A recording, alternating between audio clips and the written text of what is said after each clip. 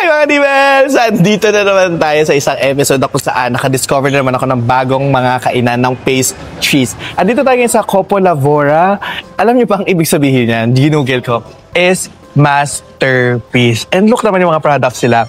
Meron sila from plain croissant, kiaman, and from Cake Mansour. And isa sa mga famous daw nila or main products na binebenta is ang kanilang mga custard. Ito tayo sa pinaka-main nila. Meron silang egg tart. Oh my God, tingnan mo naman.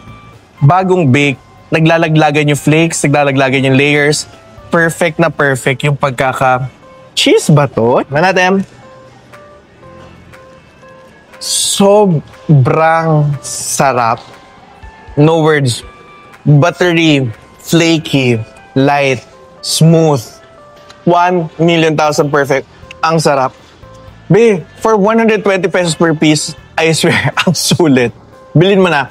And freshly baked talaga. Ito namang beef nila, chunky beef. This is for 140 pesos. Tignan natin. Highlight yung puff pastry. Sobrang highlight. Tapos yung laman, alam mo, empanadang pang mayaman, be. But this is homey. It's not that savory that I'm expecting. But the flavors of the beef are there. May veggies. At the same time, para lang siyang underlying flavor na nagsusupport sa lasa ng pinaka-puff pastry.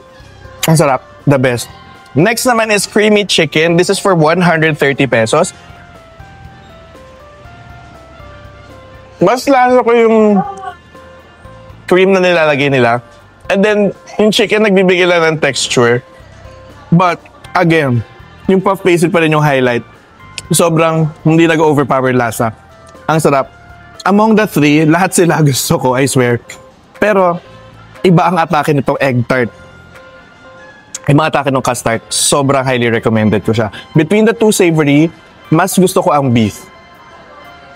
And bukod doon, meron din sila mga croissant, kiaman, and dito ako interested. Cake Mansour. 130 pesos. Tsura ng cross-section niya. So, I think this is a French butter toast. Na, parang breakfast style na may ham and then cheese. Ang ganda ng egg. Tignan natin.